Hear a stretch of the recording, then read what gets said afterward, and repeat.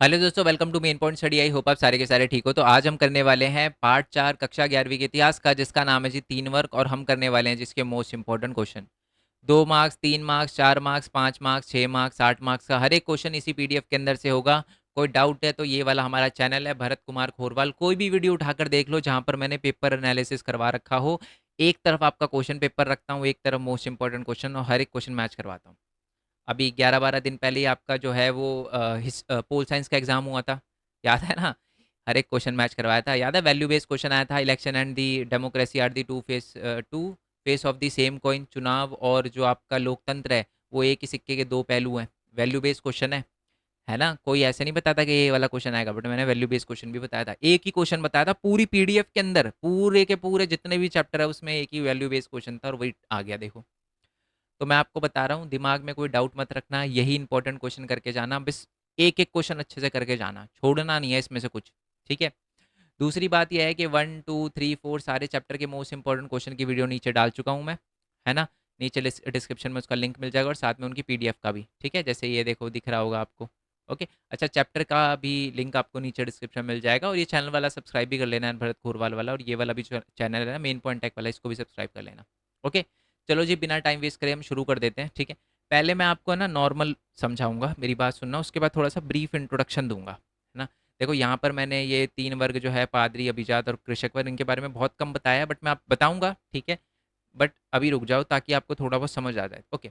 Chapter का नाम है 3 वर्ग। तो यहाँ पर कौन से 3 वर्ग की बात हो रही है पहले मैं बता दूं। पहले तो मैं ये बता दूं कि यहाँ पर है ना, ये यहाँ पर बेसिकली हम फ्रांस के बारे में ज़्यादा पढ़ेंगे। वैसे तो हम यूरोप के बारे में पढ़ेंगे, हमारे ये वाला जो चैप्टर है 3 वर्ग, इसमें हम यूरोप के बारे में पढ़ेंगे। और यूरोप में भी जो 3 टाइप के लोग थे, 3 वर्गों के लोग थे, उनके बारे में पढ़ेंगे अब। कौन कौन थे वो 3 वर्ग, तो ये बता रखा है कि फ्रांसीसी यूरोप जो है वो 3 वर्गों में विभाजित था। याद है ना, आपको 9th क्लास में पढ़ा भी था फ्रांसीसी क्रांति। तीन कौन कौन से वर्ग थे? पादरी, अभिजात और कृषक। पादरी लोग कौन होते थे? जो चर्च व पोप वगैरह से, जो चर्च से संबंधित होते थे और चर्च के जो भी मैटर होते थे उनको देखते थे, चर्च से रिलेटेड जो भी संबंधित जो भी प्रॉब्लम वगैरह होती थी उनको सॉल्व करते थे। पादरी वगैरह, पंडित वगैरह कह सकते हो आप इनका, इनको। अभिजात वर्ग कौन होते थे? ये वर्ग सामंत होते थे, जमींदार होते थे, और ये धनी व्यापारी वगैरह होते थे, और जो राजा के अंडर रह के काम वगैरह करते थे, एक तरह से आप ये भी कह सकते हो। कृषक वर्ग जो थे वो ज़्यादातर, पहले तो मैं आपको बता दूं, फ्रांस में 90% लोग जो थे वो कृषक ही थे, और एक खेती वगैरह करते थे। अब जो मैं बता रहा हूँ वो सुनो। जो पादरी थे और जो अभिजात थे, इनको कोई टैक्स नहीं देना पड़ता था, और हमारे कृषक वर्ग को टैक्स देना पड़ता था 2 प्रकार का। कौन कौन सा?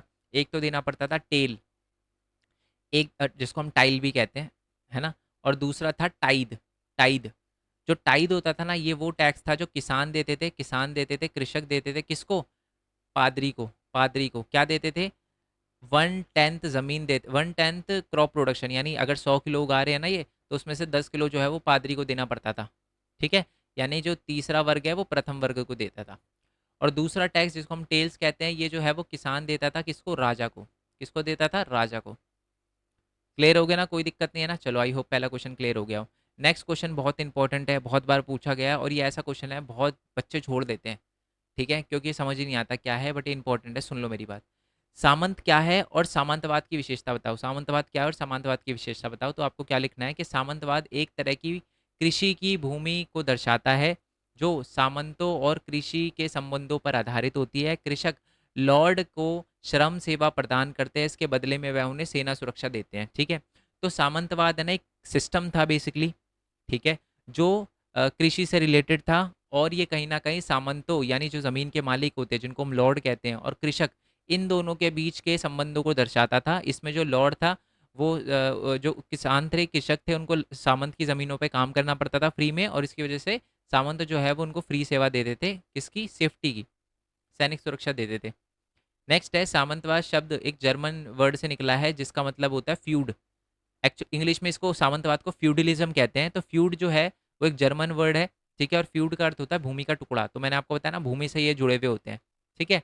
और सामंतवाद पर सर्वप्रथम काम करने वाले फ्रांसीसी विद्वान मार्क ब्लॉक थे। 1 नंबर में आएगा, ये विशेषता आएगी आपको। और 1 नंबर में भी आ सकता है कि फ्यूडलिज्म के बारे में सबसे पहले रिसर्च किसने करी थी? मार्क ब्लॉक थे। ठीक है, मार्क ब्लॉक थे। और द्वारा जो भूगोल के महत्व पर आधारित मानव इतिहास को गढ़ने पर जोर दिया, जिससे वह लोगों के व्यवहार और रुख वगैरह को समझा जा सके। ठीक है। समझ आ गया ना? को सामंतवाद कुछ नहीं है, एक रिलेशन था बिटवीन दी कृषक और सामंत। ठीक है। और सामंतवाद जो है वो एक फ्यूड वर्ड से निकला है, जो कि जर्मन वर्ड है, जिसका मतलब होता है भूमि का टुकड़ा, है भूमि के टुकड़े से जुड़े थे। और इस वर्ड को, इसके बारे में सबसे पहले किसने बताया था? मार्क ब्लोक ने, मतलब इसके बारे में आप कह सकते हो कि रिसर्च वगैरह करी थी उसने। फ्रांसीसी समाज में भिक्षु की विशेषता बताओ और मठ का योगदान बताओ। मठ होते क्या है पहले तो मैं, चलो यहीं पर आ जाएगा। चर्च के अलावा कुछ विशेष जो थे, दयाशालु ईसाई की एक दूसरी तरह की संस्था भी थी। ठीक है, दयाशालु जो एक जगह से दूसरी जगह मतलब नहीं घूमते, एक जगह ही रहते हैं, जो मठों में रहते थे और एकांत जीवन व्यतीत करते थे। यह मठ मनुष्य के आम आबादी से दूर होते थे, हुआ करते थे। क्या समझ आया आपको? सबसे पहले समझ आया, फ्रांस के अंदर एक चर्च तो हुआ ही करता था। चर्च के अलावा बहुत सारे श्रद्धालु वगैरह जो थे ना, वो ईसाई श्रद्धालु, वो उनकी बड़ी संख्या थी और वो क्या करते थे क्या ना, नॉर्मल आबादी से दूर रहते थे और एक ही जगह रहते थे और उन्हीं को जहाँ पर रहते थे उन्हीं को कहा जाता था मठ। और वो जो लोग थे उनको कहा जाता था भिक्षु। अब भिक्षु की कुछ विशेषता होती थी, क्या होती थी? या मठों में रहते थे, पहली बात, नॉर्मल पता है ये तो हमको।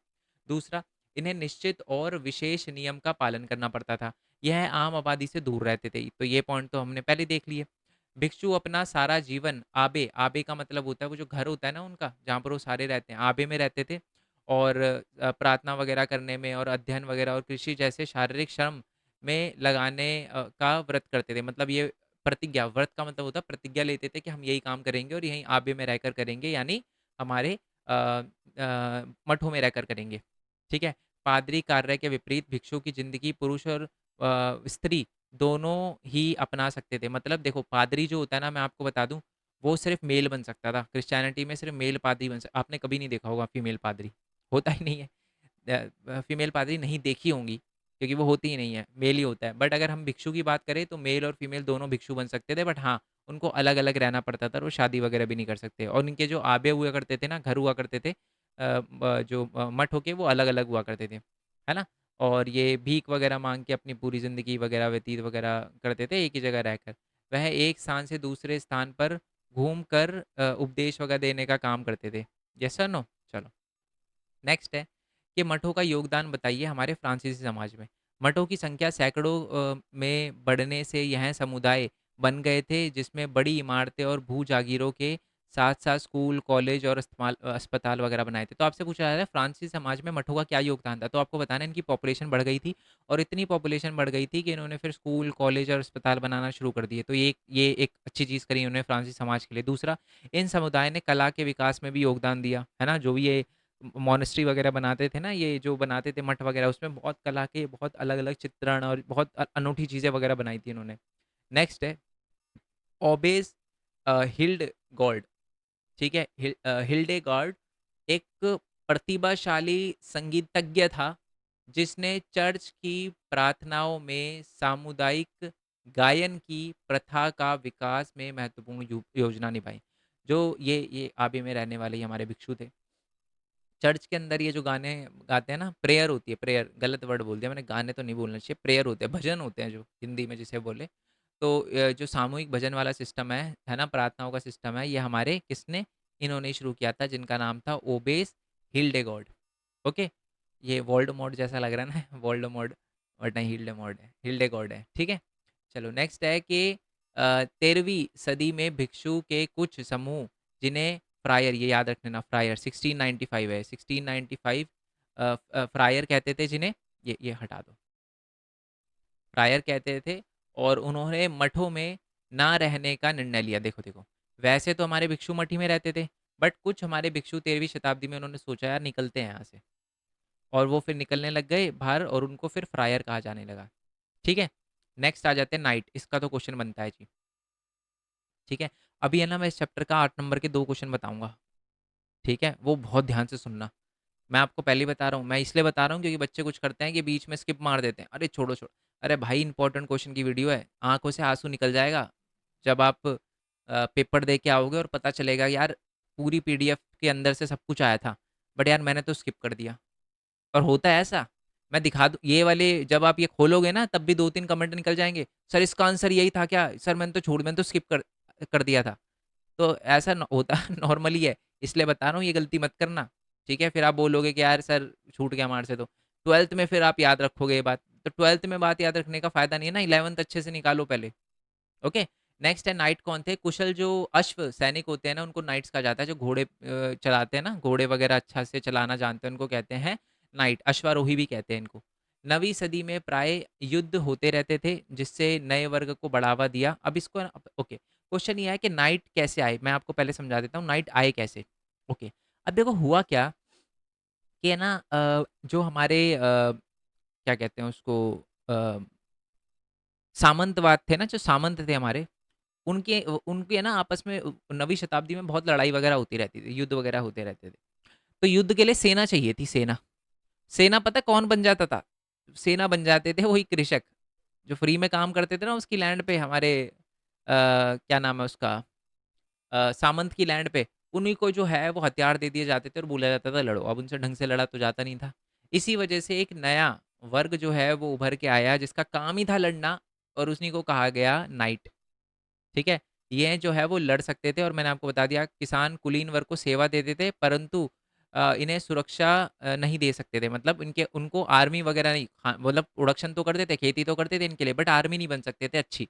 हार जाते थे हमेशा, मौतें होती थी इनकी बहुत ज़्यादा। तो इसी वजह से एक नया ग्रुप एमर्ज हो गया जिसको कहा जाता था नाइट। नाइट की विशेषता देख लो।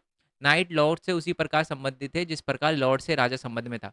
मतलब एक तरह से जो लॉर्ड होते थे हमारे, या मैं कहूँ हमारे जो सामंतवाद होते थे, वो जिस तरीके से सेवा देते थे ना किंग को, ये भी उनको मतलब कि किंग के लिए हम आप किंग के लिए कुछ भी करने के राजी हो जाएंगे। सामंतवाद ये बोलते थे ना, यही बात जो है नाइट बोलते थे कि हम अपने सामंत के लिए कुछ भी करने के लिए राजी हो जाएंगे। नाइट जो है वो लॉर्ड्स को का रक्षा का वचन वगैरह देते थे, तो मैंने आपको बता दिया। और नाइट और उसके परिवार को पंचक्की और मदिरा, स्पीडन के अतिरिक्त व उसके परिवार को घर वगैरह, मतलब ये सारी की सारी चीज़ें वगैरह जो है वो कौन देता था? वो हमारा सामंत ही देता था, वो हमारा लॉर्ड ही, यानी जो हमारा क्या नाम है अपना, जो सेवाएँ वगैरह होती है ना, खाने-पीने की, उसका उसके परिवार के खाने-पीने का, चर्च, ज़मीन, इस सब के लिए जो है वो किस पे निर्भर रहता था? हमारे लॉर्ड पे निर्भर रहता था। तो यानी ये सुविधाएँ सारी की सारी लॉर्ड प्रोवाइड करते थे। ठीक है?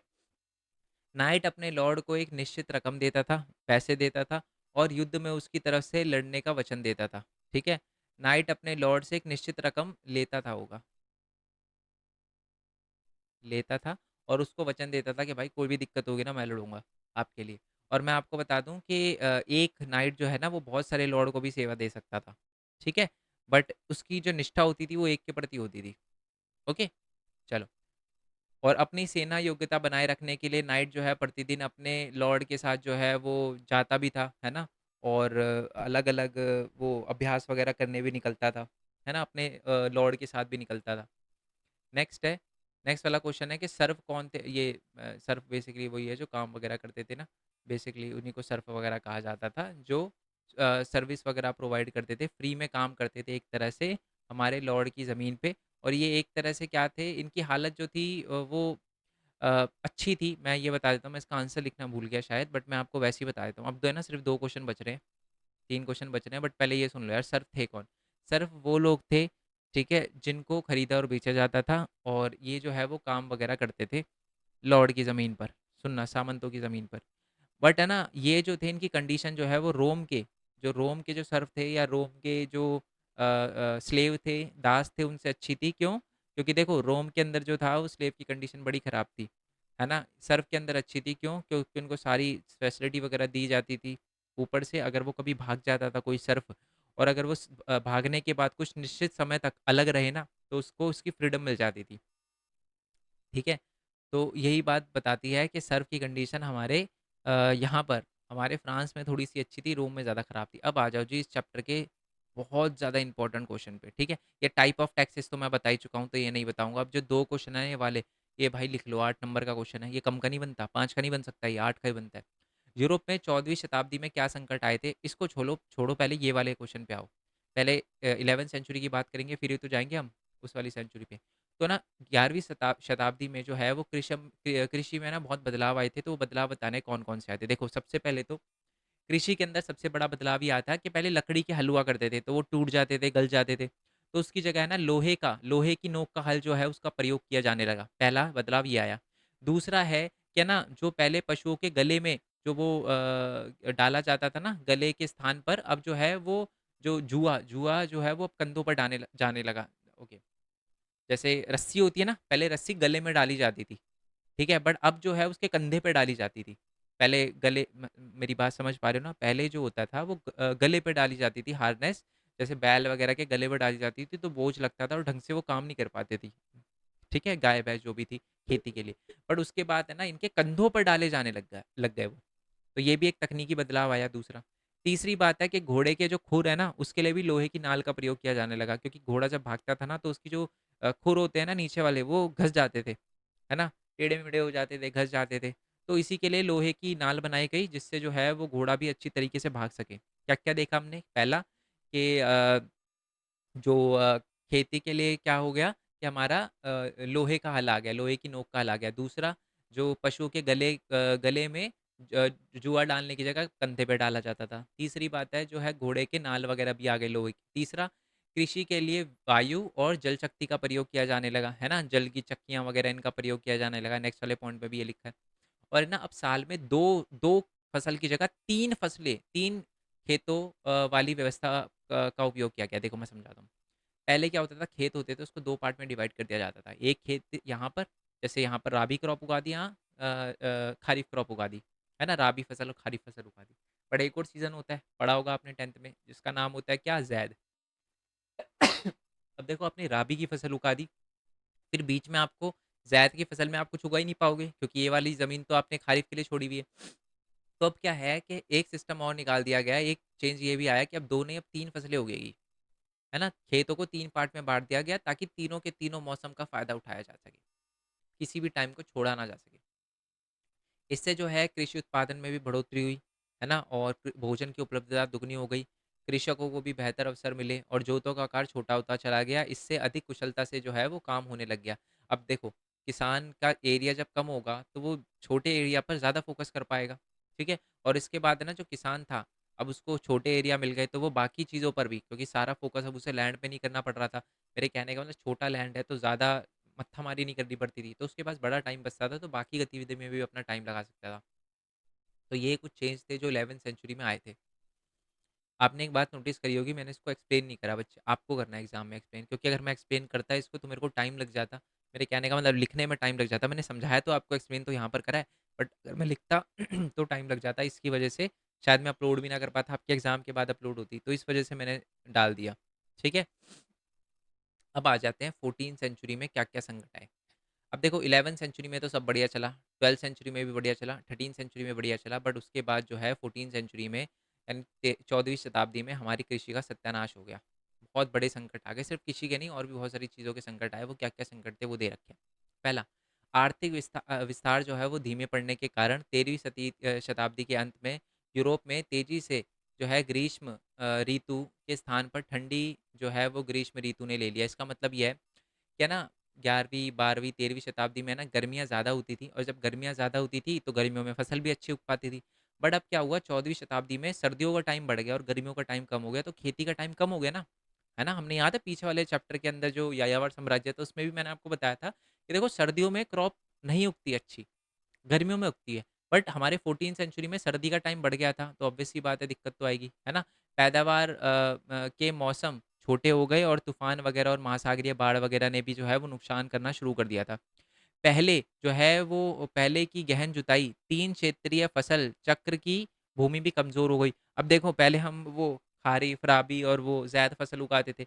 अब वो भी, अब देखो, गर्मी का टाइम तो कम हो गया, जिसकी वज़ह से बारिश का भी टाइम जो है उस पे भी इफ़ेक्ट हुआ, और साथ में सर्दियों का टाइम बढ़ गया।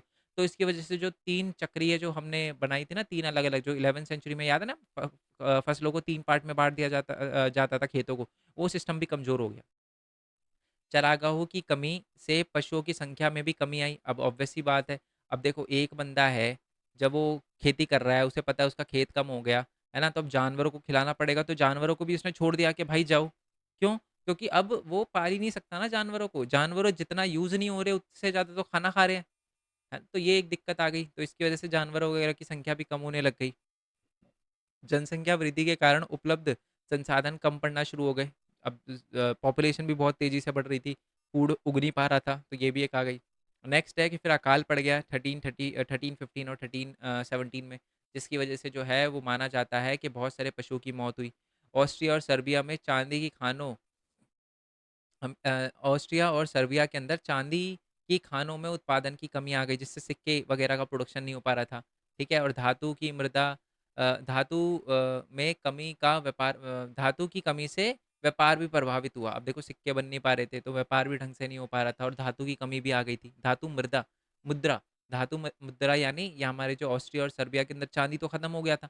अब उससे जब सिक्के ही नहीं बनाए जा रहे तो फिर व्यापार ढंग से करेंगे कैसे हम, तो इससे व्यापार का भी नुकसान हुआ। नेक्स्ट है कि ये वाला इंपॉर्टेंट है, जल पोतों के साथ जो समुद्र वगैरह की जो नाव है ना वो तो आती थी, बट उसके साथ चूहे भी आ गए, और चूहे जो है वो एक प्लेग लेकर आ गए जिसको कहते हैं ब्लैक प्लेग, जिसकी वजह से महामारी फैल गई पूरे फ्रांस के अंदर।